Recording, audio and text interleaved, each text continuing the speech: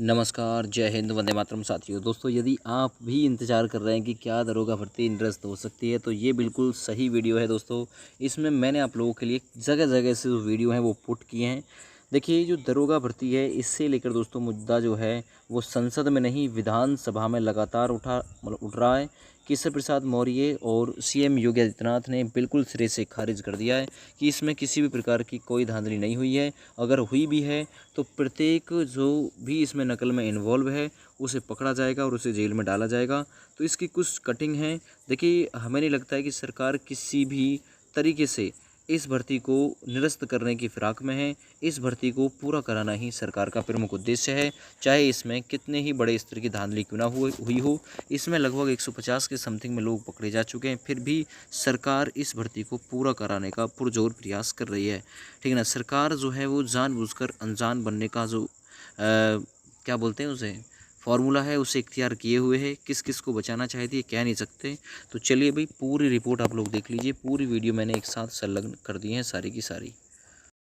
अध्यक्ष महोदय, आजकल एसआई की परीक्षा में जो धांधली हुई है वो माननीय सदस्य बता देंगे कितने पकड़े गए उसमें अभी तक लोग। और आज मैं इस सदन में दावे के साथ कह सकता हूं कि उत्तर प्रदेश का एक भी नौजवान ये आरोप नहीं लगा सकता है कि आदरणीय योगी जी के नेतृत्व में भाजपा की सरकार ने पैसा देकर के नौकरी की। भरोसा रखिए, एक एक को पकड़ करके अंदर कर। उत्तर प्रदेश लोक सेवा आयोग सहित प्रदेश के जितने भी भर्ती आयोग थे उनकी मैं चर्चा कर रहा हूं।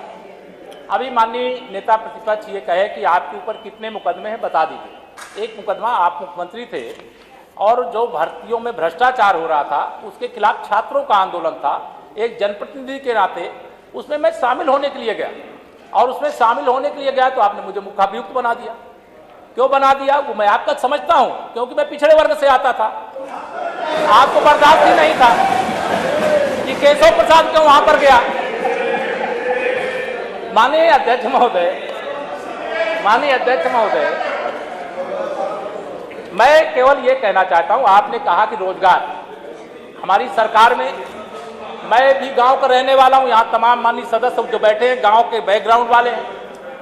पिछली सरकार के समय बिना पूजा मतलब कुछ चढ़ाए किसी नौजवान को नौकरी में इस सदन में दावे के साथ कह सकता हूं कि उत्तर प्रदेश का एक भी नौजवान ये आरोप नहीं लगा सकता है कि आदरणीय योगी जी के नेतृत्व में भाजपा की सरकार ने पैसा देकर के। गांधी ने पिछले दिनों सोशल मीडिया पर एक तस्वीर साझा की थी जिसमें बाकायदा धरना दे रहे युवा ही आरोप लगाते हुए दिख रहे हैं कि नौकरी ऑन सेल। यूपीएसआई 15 से 20 लाख रुपए, आरओ 25 लाख रुपए, लेखपाल या वीडियो 10 से 15 लाख, यूपी पुलिस सिपाही 10। नकल कराने वाला गैंग, ये आपकी उपलब्धि है। मैं मानता हूं कि आपकी जब सरकार थी, ये जो आपकी उपलब्धि है आदरणीय नेता प्रतिपक्ष जी की, यह है कि आपके शासन काल में नकल माफियाओं का एक बहुत बड़ा गैंग तैयार हो गया था और वह गैंग ये पेपर लीक कराने का काम और उसको बेचने का काम, उसको बहुत पकड़ लिया गया है। आने वाले समय में आप भरोसा रखिए, एक एक को पकड़ करके अंदर करा जाएगा, एक एक को पकड़ करके अंदर किया जाएगा। अब आप थोड़ा, अगर आपको संभव हो तो आप फीडबैक अपने ही लोगों से ले लीजिए। जो पकड़े जा रहे हैं वो लोग कौन है, उनका बैकग्राउंड क्या है, वो किस दल से रिश्ता नाता रखते हैं। तो आपको फिर ये सवाल आप नहीं करेंगे, अगली बार से नहीं उठाएंगे। अगर सदन उसके बाद बताइए, जरूर बताया जाएगा। वो तो एकदम पुलिस उसकी जांच करती है, अपराधी पकड़े जाते हैं, जेल भेजे जाते हैं। लेकिन हमारी सरकार का आदरणीय योगी जी के नेतृत्व में यह प्रयास है कि उत्तर प्रदेश का कोई नौजवान गरीब का बेटा खेत बेच करके, जमीन बेच करके, कर्ज ले करके, जेवर बेच करके उसको नौकरी पाने की जरूरत ना पड़े।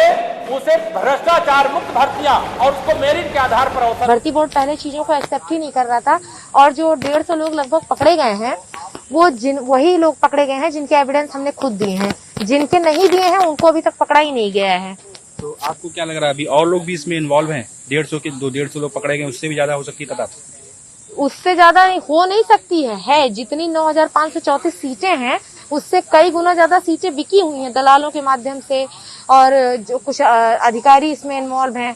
जाहिर सी बात है कुछ नेता नगरी के भी लोग इन्वॉल्व हैं। निरीक्षक भर्ती प्रक्रिया 2021 में बहुत बड़ी धांधली हुई है, जिसमें भर्ती बोर्ड और NSCIT कंपनी जो लिखित परीक्षा कराई है, दोनों इन्वॉल्व हैं इस मामले में। और इन्होंने एक तरह से समझिए कि वर्दी बेचो अभियान चला रखा था, जिसमें बहुत सारे सेंटर पकड़े गए और STF ने एग्जाम के परीक्षा के दौरान उन पे FIR भी दर्ज कराई। उसके बाद भी सवाल ये पैदा होता है कि अगर हम किसी सेंटर के ऊपर FIR दर्ज करा दिए तो उसके आगे फिर से उस जगह पे एग्जाम चल